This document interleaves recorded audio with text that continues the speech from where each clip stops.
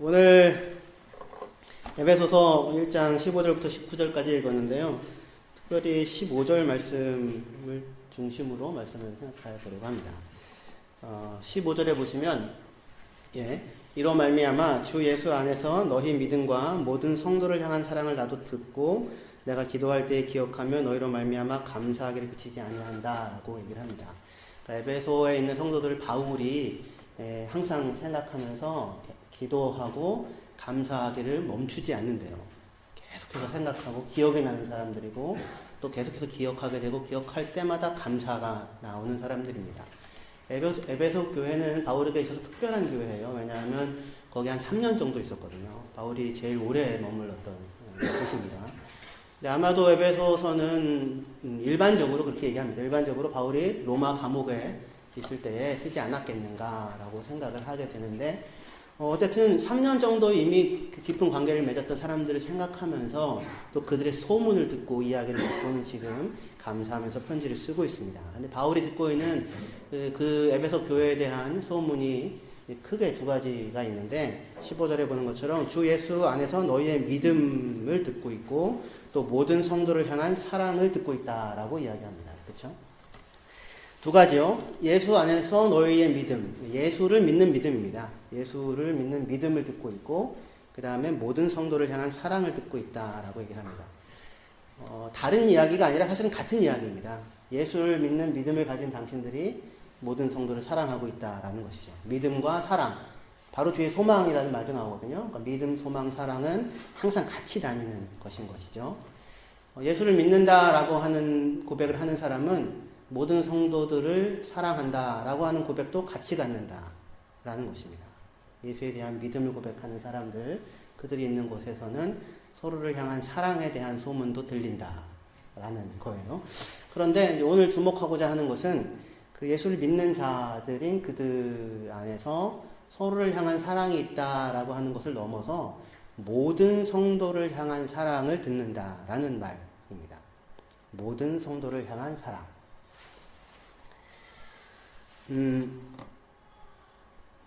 그냥 서로 사랑한다, 이웃을 사랑한다고 하면 내 곁에 있는 사람들을 사랑하는 거잖아요. 근데 모든 성도를 사랑한다는 거는 쉬워 보여요? 어려워 보여요? 쉽지 않죠. 그렇죠?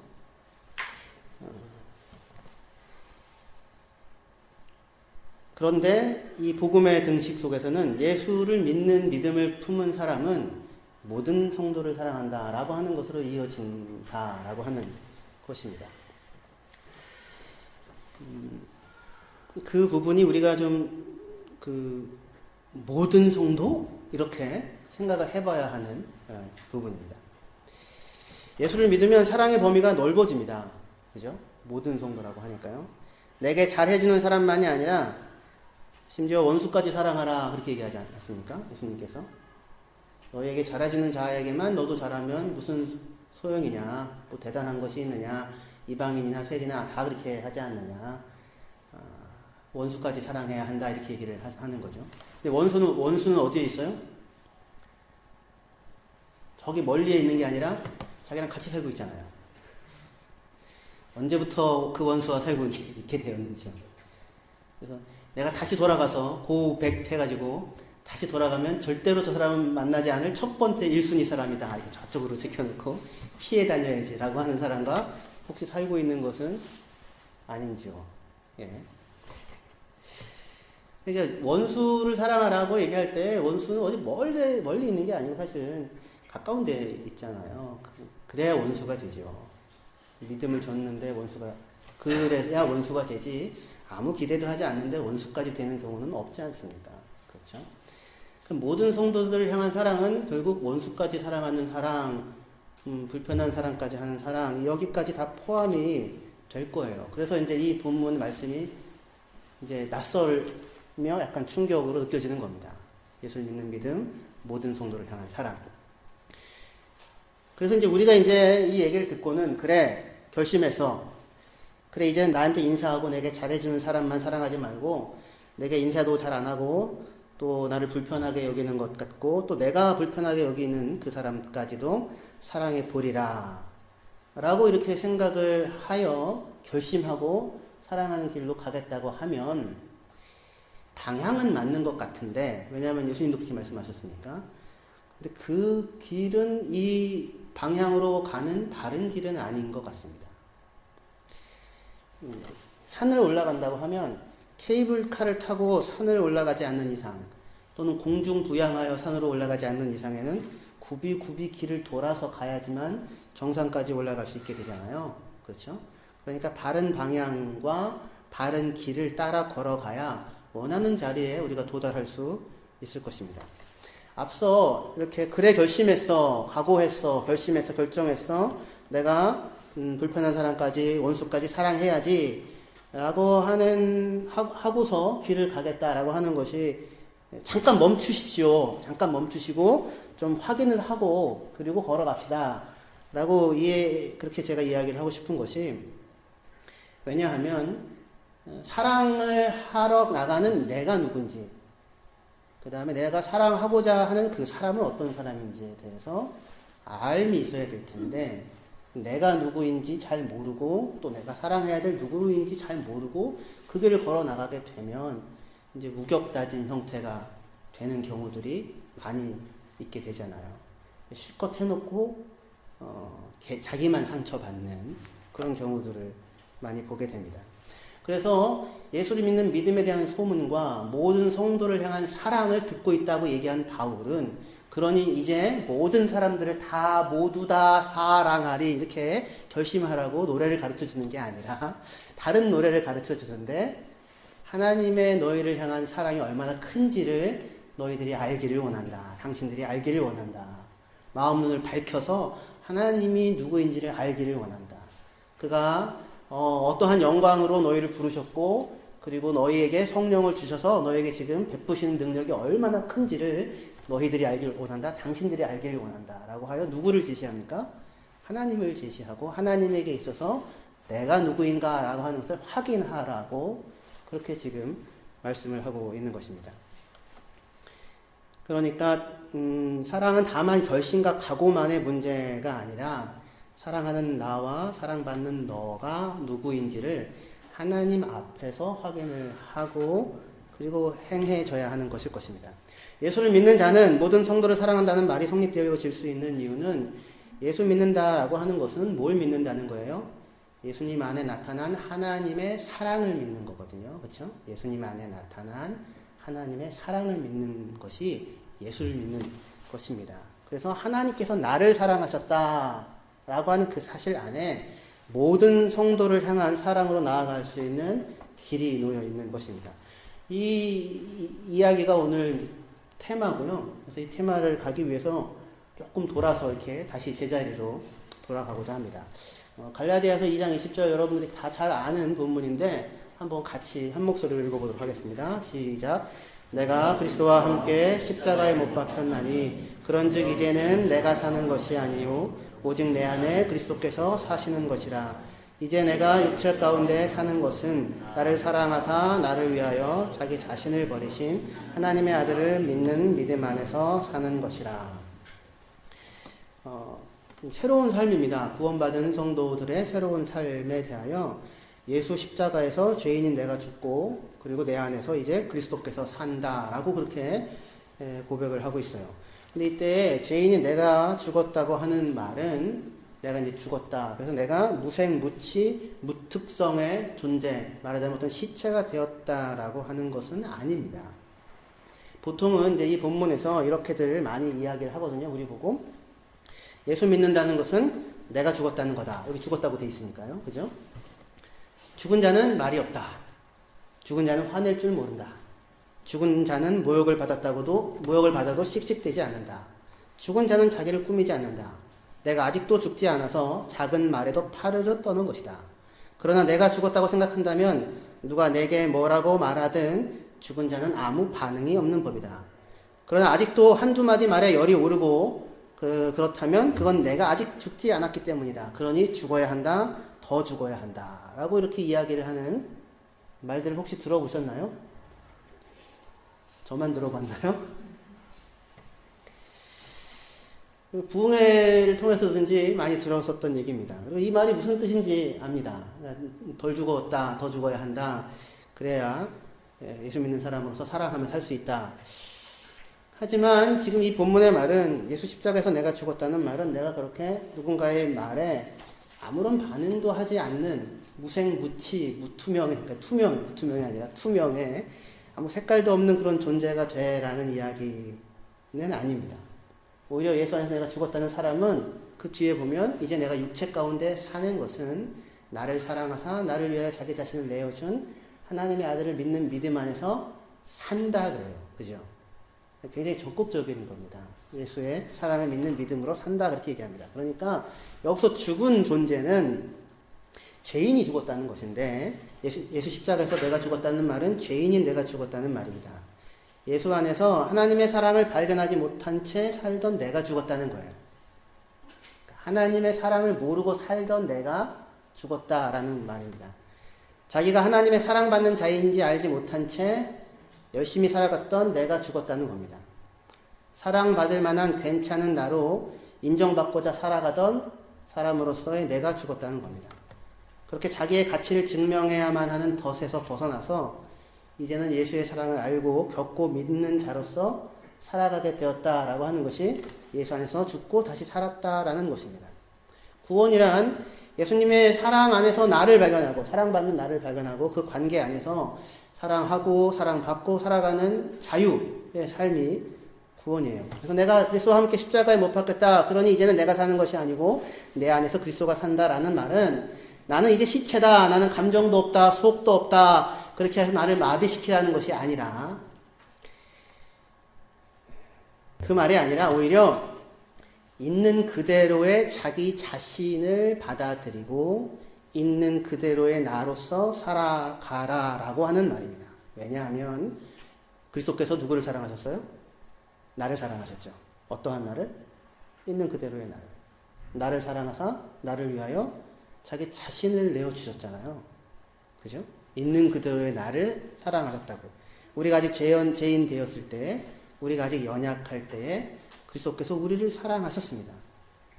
나를 사랑하여 나를 위하여 자기 자신을 내어주셨습니다. 그러니 그의 사랑을 받고 있는 사람으로서 그를 믿는 믿음으로 이 땅을 살아가라고 하는 말입니다. 그러니까 예수를 믿고 내가 죽었다는 말은 여기 멀쩡히 있는 나를 죽이라는 말이 아니라 여기 있는 나를 있는 그대로 받아들이라는 얘기예요. 여기 있는 나를 있는 그대로 받아들이되 예수의 사랑을 받는 나로 나를 받아들이라는 것입니다.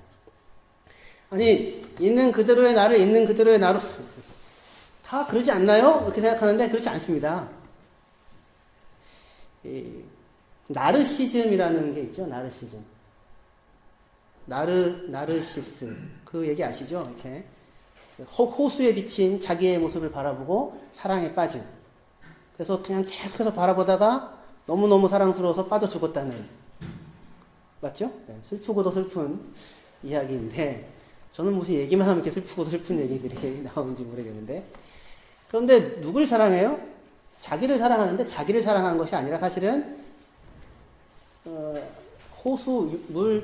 호수에 비친 자기를 사랑하는 거죠. 그러니까 자기의 이미지를 사랑하는 겁니다. 그러니까 사람의 자기 사랑은 있는 그대로의 자기를 마주하고 사랑하는 것이 아니라 항상 자기가 그리는 이미지를 사랑합니다. 그래서 항상 이 자기가 그리는 자기가 원하는 그 모습의 나와 있는 그대로의 나는 사실 항상 괴리가 있게 됩니다. 그런데 다른 사람들은 나를 뭘로 봐요? 내가 그리는 나의 이미지로 나를 봅니까? 그렇지 않죠. 그거보다 못하게. 각자 자기 안에 들어있는 이 뭡니까? 볼록 렌즈, 오몰 렌즈 같은 게 있어서, 모든 사람들이. 자기의 욕망을 관통하여서 나를 봅니다. 물론 내 있는 모습 그대로 보기도 하지요. 하지만 뭐와는 다르냐면, 내가 생각하는 내 모습, 내 이상적인 내 모습과는 다르다고요, 항상. 항상 그게 괴리가 있게 됩니다. 그래서 그게 불만이죠. 내가 누구인지를 꼭 설명해줘야만 하는, 내가 말을 안 하고 살아서 그렇지, 그런가, 이 사람들이. 그러한 괴리 가운데 항상 있게 됩니다. 그러니까 이러한 나르시즘의 나르시즘에서 내가 죽었다는 이야기는 그렇게 내가 스스로 다른 사람들 앞에 그럴듯한 모습으로 드러나고자 가지고 있는 그 이미지의 나가 깨지고 있는 모습 그대로의 나를 확인하고 받아들이는 것이 내가 죽고 예수 안에서 나를 사랑하신 예수 안에서 나를 발견하는 것이라는 겁니다. 말이 다 이해되시죠? 예. 자기 부인은 그러니까 그런 의미에서 자기를 부인한다는 얘기는 진정한 자기를 발견한다는 거예요. 그 진정한 자기가 누구 안에서 발견됩니까? 있는 모습 그대로의 나를 사랑하시는 예수 그리스도의 사랑 안에서 있는 그대로의 모습인 내가 발견된다고요. 그 자리가 오롯이 유일하게 나로서 내가 있을 수 있는 자리입니다. 대부분의 경우 이러한 자기의 이미지로서의 갖고 있는 나와 자기의 괴리가 항상 큽니다. 그래서 이게 너무 지나쳐지면 그 나르시즘, 그러니까 자기의 인격 장애가 될 수도 있고 과대망상이 될 수도 있고 그렇게 되어질 수도 있겠지요. 근데 자기에 대한 자기의 이해가 인간의 자기의 이해가 항상 그 괴리가 있기 때문에 우리는 하나님 앞에서 봤을 때 사실은 그 누구도 내가 생각하는 그 훨씬 이상으로 더럽고 추하고 이기적인 존재임에도 불구하고 우리는 내가 그러한 사람인지를 모르고 살아가기도 하고 동시에 하나님 앞에서 봤을 때 우리는 내가 참으로 존귀하고 귀하며 세상 무엇과도 바꿀 수 없는 대단한 존재임에도 이나 그것이 내가 나인지를 모르고 살아가기도 하는 것입니다. 그래서 우리는 있는 모습 그대로의 나를 예수의 사랑을 받는 사람, 우리가 아직 원수 되었을 때, 죄인 되었을 때, 연약할 때 나를 사랑하신 그 사랑 안에서 그 나를 확인하고 나로서 살아가는 예수 안에서 예수의 사랑 안에서 나로서 살아가는 삶을 살아갈 수 있는 자들이 되었습니다. 근데 여기에서 핀트가 조금만 어긋나도 사람은 다시 예수의 사랑 밖에서 스스로 남들과의 비교 우위에 의한 자기 가치를 내세우는 자리에서 죄인의 길을 따라 살아가게 되고야만 합니다. 자존심이라는 말과 자존감이라는 말이 있습니다. 많이들 아시죠? 이번에 북부 독일 청년연합수련회의 한 꼭지 중에 하나가 바로 이 부분이기도 했는데요. 왜 목사님이 얘기하는가 혹시 궁금하시면 궁금증을 가지고 조금 들어보시면 이게 사랑이라는 이야기로 연결되어지는 것을 알 수 있게 됩니다. 자존심이나 자존감은 자기에 대한 긍정이라고 하는 면에서 공통점이 있지만 자존감은 있는 모습 그대로의 자기에 대한 긍정을 뜻하는데 반해 자존심은 경쟁 속에서의 긍정을 뜻하는 그런 차이가 있다고 위키피디아에 나옵니다. 그러니까 자존감은 자신이 사랑받을 만한 가치가 있는 소중한 존재이고 어떤 성과를 이루어낼 만한 유능한 사람이라고 믿는 마음입니다. 이에 비해서 자존심은 비교 우위에 의한 것이라고 했죠.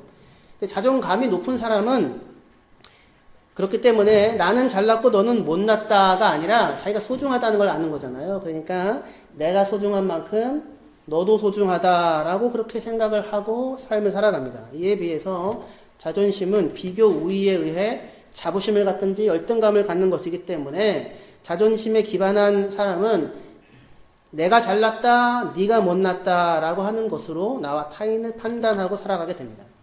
그래서 존재 자체로 누군가 사람을 받아들이고 사랑하는 것이 아니라 네가 뭔데? 네가 나보다 잘난 게 뭔데?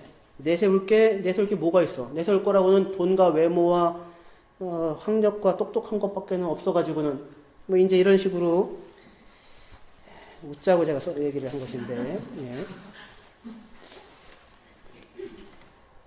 그런데 이 자존감이든 자존심이든지 간에 이렇게 이제 이런 생각을 한다는 것은 어떤 객관적인 지표가 있는 것이 아니라 굉장히 주관적인 자기 인식입니다.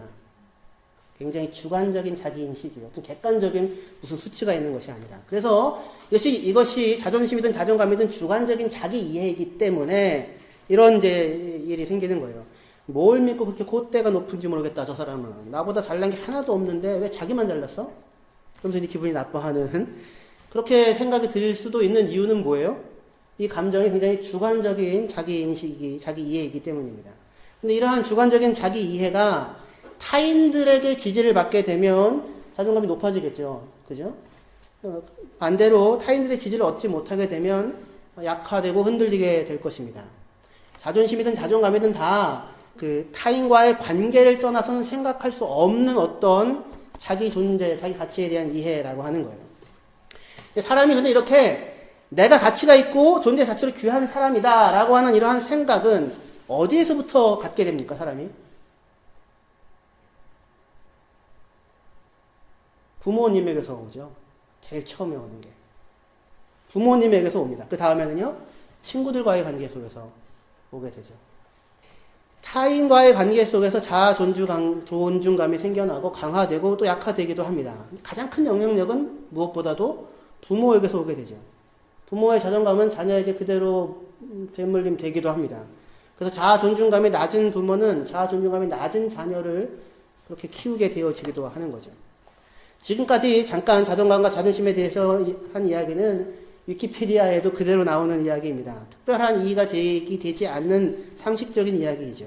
하지만 이러한 일반적인 담론이 담아내지 못하는 심층적인 이야기가 성경에 있습니다. 왜냐하면 일반적인 담론은 이야기할 수 있는 근거가 부모와 타인과의 관계, 자기 성취라고 하는 것 말고는 자기 자존감의 근거를 내세울 수 있는 터가 없습니다.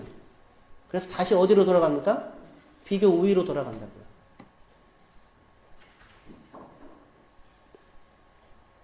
사람은 하나님의 형상으로 지어진 존재입니다.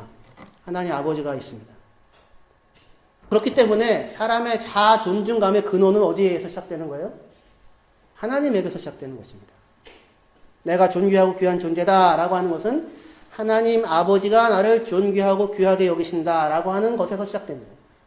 그리고 하나님 아버지 스스로도 본인 스스로를 나는 나의 찬송을 우상에게 주지 아니하리라, 나는 높고 존귀한 자다라고 이야기하시는 하나님의 자신의 자아 존중감에서 우리의 자아 존중감이라고 하는 것이 비롯되어집니다.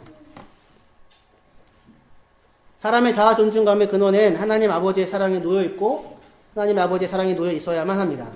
완전한 사랑은 두려움을 내쫓는다고 요한일서에서 얘기합니다. 두려워하는 자는 사랑 안에서 온전히 이루지 못한 자라고 하는데 사람은 그 사랑을 하나님의 사랑에서만 발견할 수 있습니다. 그렇기 때문에 사람이 하나님 안에서 쉼을 발견하기까지 사람의 영혼의 안식은 없는 것입니다. 성경에 따르면 하나님은 세상을 지으시고 사람을 창조하시고는 뭐라고 말씀하십니까? 좋구나, 심히 좋구나 라고 선언을 하십니다. 성경에서 하나님은 이스라엘을 향해 이 지렁이 같은 야곱아라고 부르기도 하지만 또 한편에서는 내가 너를 보배롭고 존귀하게 여긴다 라고 말씀하십니다. 성경에서 하나님은 자기 백성을 향해 그가 너로 인하여 기쁨을 이기지 못하며 너를 잠잠히 사랑하며 즐거이 부르며 기뻐하리라 라고 말씀하십니다. 성경에서는 하나님께서 예수님을 향하여서 너는 내 사랑하는 아들이다, 내가 너를 기뻐한다 라고 말씀하십니다. 사람의 자존감, 다시 말해 자신이 가치가 있고 존재 자체로 귀한 사람이라고 하는 그 느낌, 그 느낌의 근원에는 뭐가 놓여 있는 거예요? 하나님의 창조가 놓여 있고 하나님 아버지의 사랑이 놓여져 있는 것입니다. 사람의 자기 존중감은 어디에 연결되어져 있는 겁니까? 하나님의 자존감에 연결되어져 있다고요. 성경은 그런데 이 하나님을, 이 높고 존귀하신 하나님을, 이 하나님을 표현하는 단 하나의 설명이 있는데 그 하나님은 사랑이다라고 표현을 하거든요. 근데 이 사랑이다라고 하는 말과 이 자기 존중감이라고 하는 말은 서로 다른 이야기가 아닙니다. 자기 존중감은 무슨 얘기예요? 자기를 사랑한다는 거잖아요. 자기를 귀하게 여긴다는 거잖아요. 사랑이라는 건 뭐예요? 누군가를 귀하게 여기는 거죠. 존재 자체로. 그러니까 도대체 사랑이라고 하는 것은 자아 존중감을 가지고 있지 못한 상태에서는 행해질 수가 없는 거라고요. 하나님은 지극히 높고 존귀하신 분으로 성경이 말씀합니다. 근데 지극히 높고 존귀하신 분으로서 하나님은 어디에 계세요? 참 잘났다 이런 얘기를 들으며 기뻐하는 것이 아니라 마음이 상하고 눌린 사람들 가운데 거하시는 분으로 자신을 나타냅니다. 그들을 존중하시고 그들을 존재 자체로 귀하게 여기는 사랑을 베푸시는 분으로 나타납니다. 누군가를 존재 자체로 귀하게 여길 수 있는 사람은 자기 자신을 있는 그대로 귀하게 여길 수 있는 사람입니다.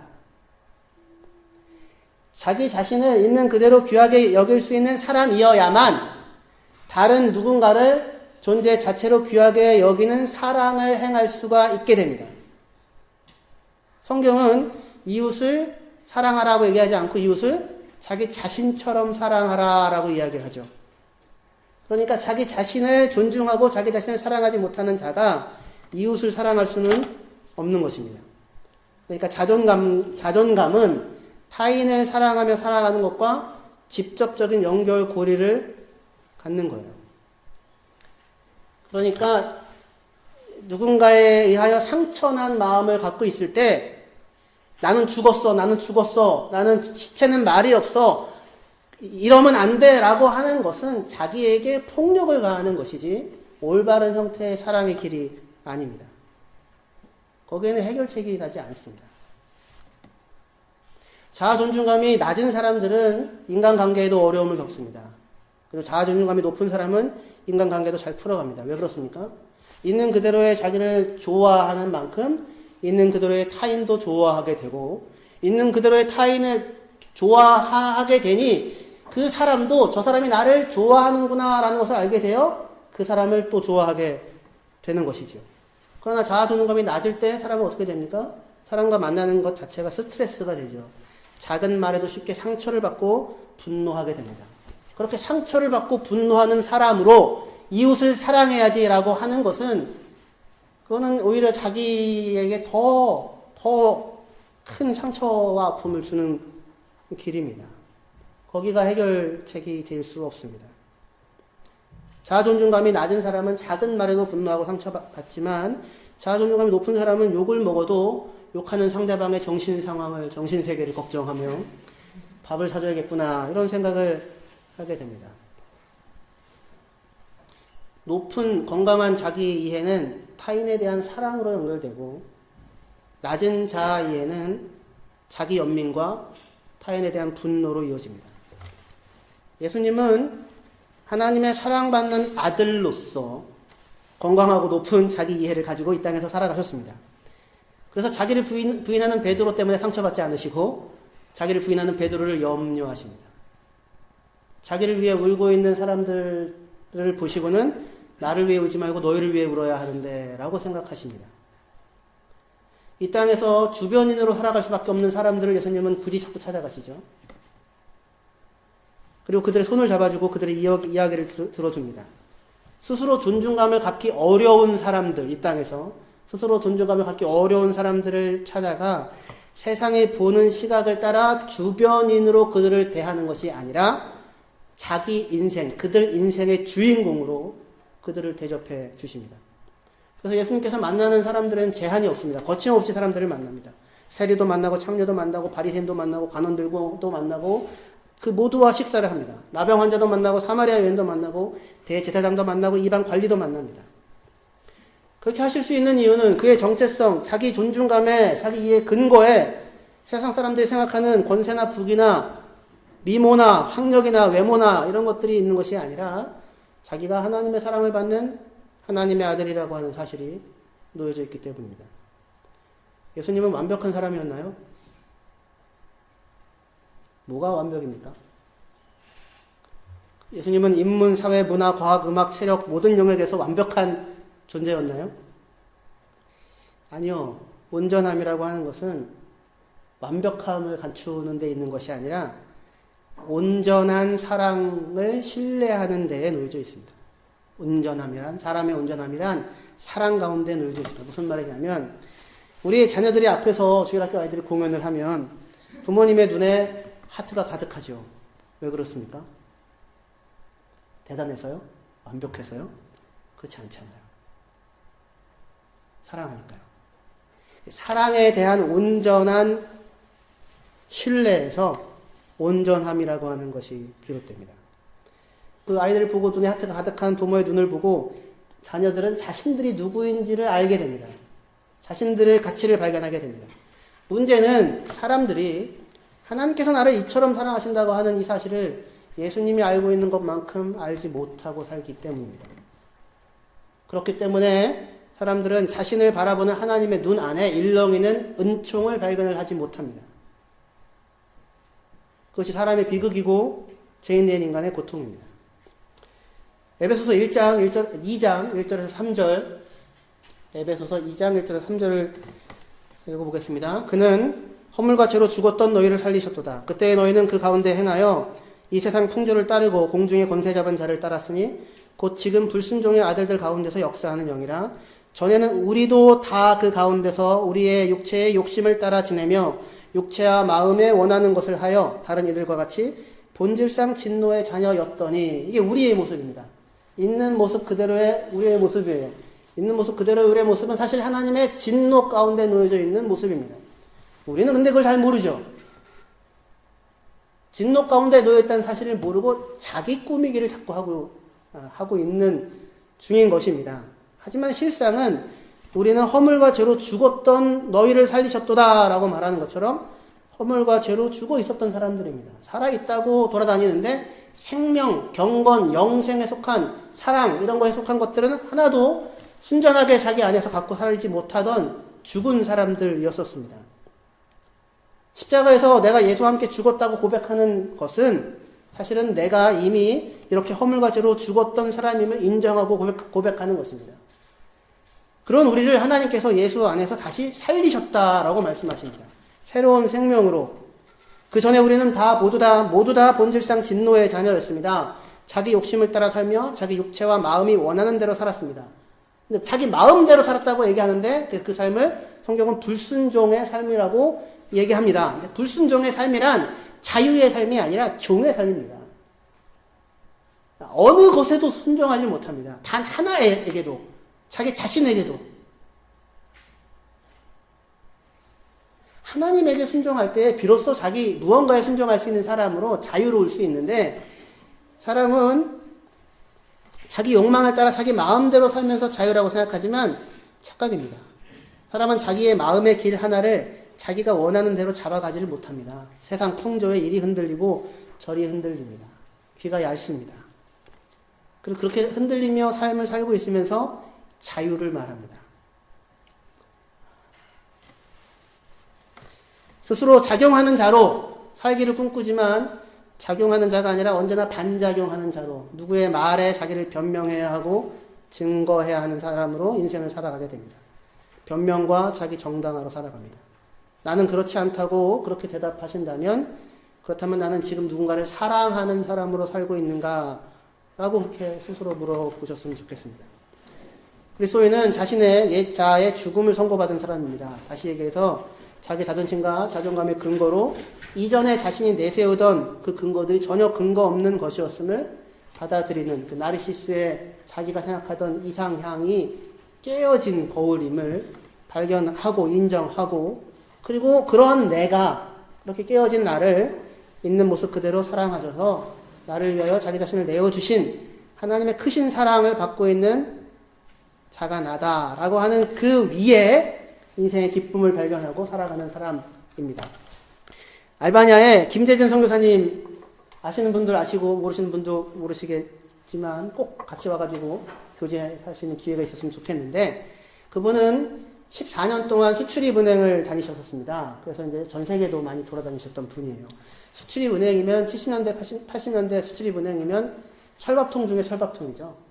그죠? 그래서 억대 연봉을 받던 자리였는데 그 자리를 놓고는 신학을 시작했습니다. 그 전에도 물론 그리스도인이었어요.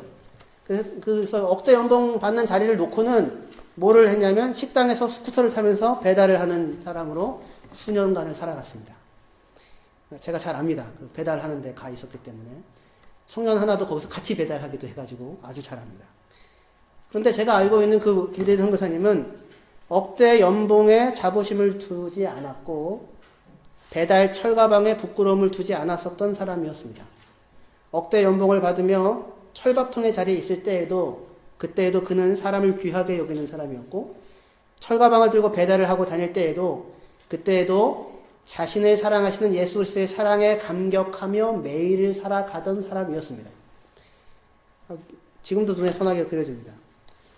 그리스도인은 세상 풍조를 따라 세상 권세를 잡는 자리에 오르는 것에서 자신을 발견하는 것이 아니라 예수 그리스도의 사랑 안에서 자신을 발견한 사람입니다.